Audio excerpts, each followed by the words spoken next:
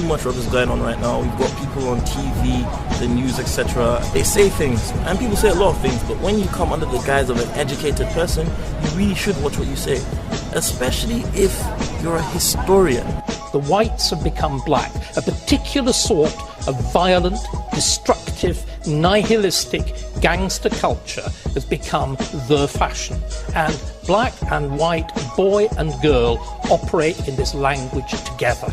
This language which is wholly false, which is this Jamaican patois that's been intruded in England. And they're poor, they can't get jobs, they're searched by the police. The black male culture militates against education. I know you did not just go on TV and equate black culture to criminality. Like, seriously, in this day and age, a so-called intelligent man, a so-called educated man can really get away with saying these things? I'm not Jamaican, but I'm offended at what you said about Jamaican people. You equated the Jamaican accent to not being educated and the breakdown of the English language not being educated.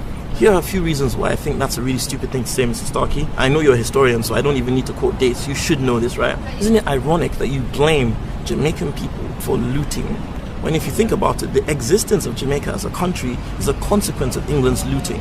In fact, look at countries like Australia. Australia only exists because you needed somewhere to send all your criminals. Most Australians are not black.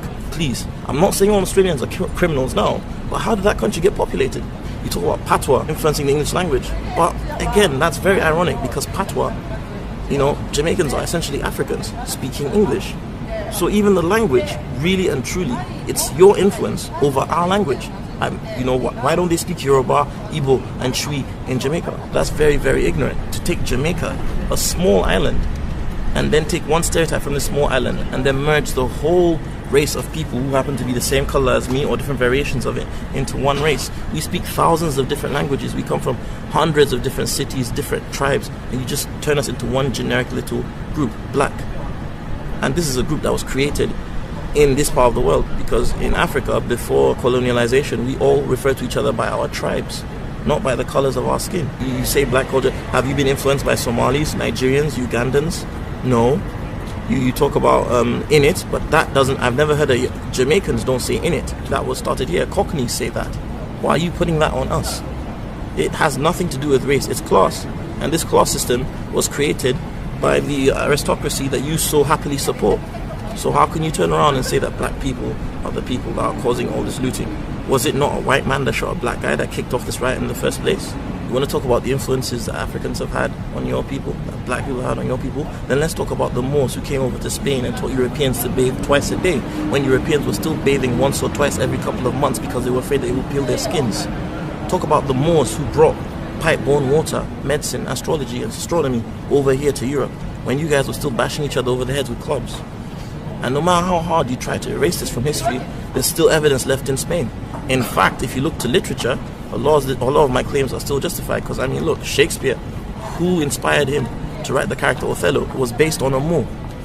The first wave of Jamaicans that came to this country came after fighting for your queen in World War II. They were in the front line. Yet every time I watch a World War II movie, Negroes are nowhere to be seen. Even in black and white movies, explain that. You talk about how our culture is looting, but tell me, how did we end up here in the first place? Were my ancestors not looted? Did we just swim here? British Airways didn't exist then, you know. I mean, I know you're a Tudor historian, but come on now, only an intellectually circumcised baboon would make some of the claims that you made the other night. If you want to see evidence that we have nothing to do with looting, go to the museums. Yeah, British Museum. Go there. The only difference between us and you is that we don't charge people to see stuff that we've stolen. You want to talk about equating black culture to gang culture, but the first gangs in this country came after the World War, and they were Corsican, Jewish, Italian. I think there were a few French in there. This was after the war. There were the black people in this. Even if we move on to more modern times, the Cray twins were not black. The A-Team was not black. You look at the greatest robberies, the greatest ever acts of looting ever. You want to talk about old school, let's talk about slavery. Let's talk about the crown jewels. Where did they come from? Who looted that? You talk about modern times. Who's looting right now? Is it Jamaicans in Iraq looting? Last time I checked, it wasn't Buffalo soldiers going around killing people. That was your boys going around killing people. But you don't mind that. It's okay when white people loot, right? That's spreading civilization. Andres Breivik, he shot down he killed 85 people. Shot about 30 or 40 of them. Some say he killed about 90 people. He injured more than 100 people. Now, when have you ever heard that a black guy went on a shooting spree like that? We can't even afford the bullets. Let's put it this way. There are more black on black crimes because when black people kill each other, it's black on black crime. When a white guy kills another guy, it's just crime. Hitler killed about 16 million people, 18 million depending on who you ask, and Stalin killed about 20 million. They were all white. That's white on white crime, right? Now, let's talk about football hooliganism, that came to rise in the 80s. Not a lot of black football hooligans. Was a predominantly white thing. Before hip-hop became cool here, you guys were going out and beating each other up and even killing each other over football games. You've got that, and this gave rise to, of course, the National Front and the much younger EDL. You want to talk about rap music and how negative that's been? Rap music originally was a conscious and very intellectual movement until guess who permeated it? That's right. Who owns the record labels, the distribution companies? Who's selling it? Who's in charge of PR? Who's in charge of marketing? Not us. Who owns these channels?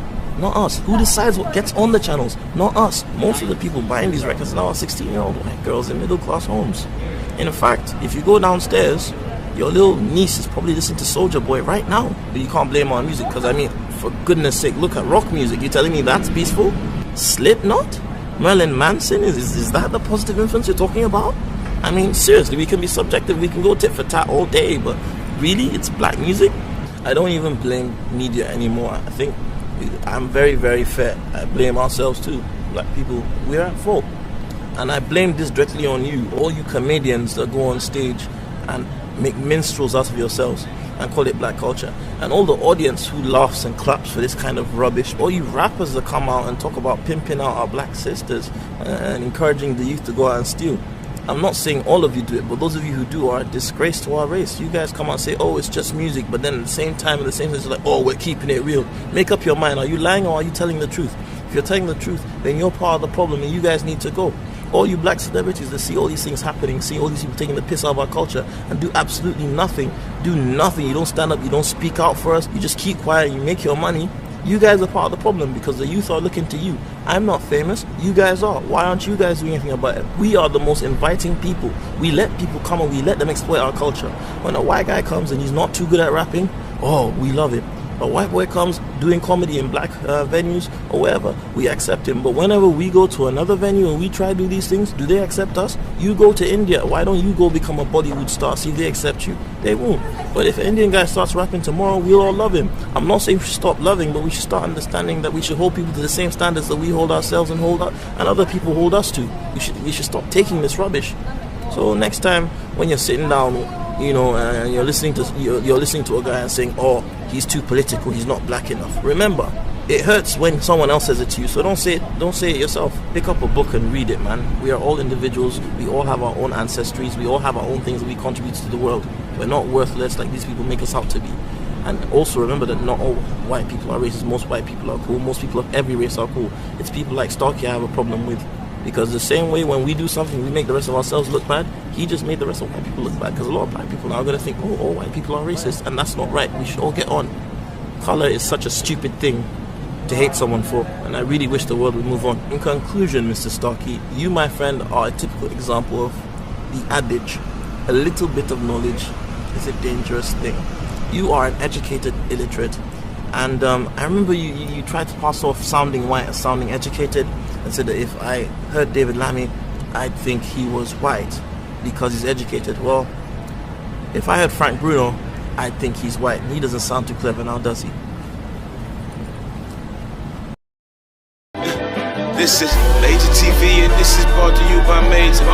Like and subscribe to get your notifications. Couldn't do it without you, need your full participation. And we giving back, this is your appreciation. Tune in.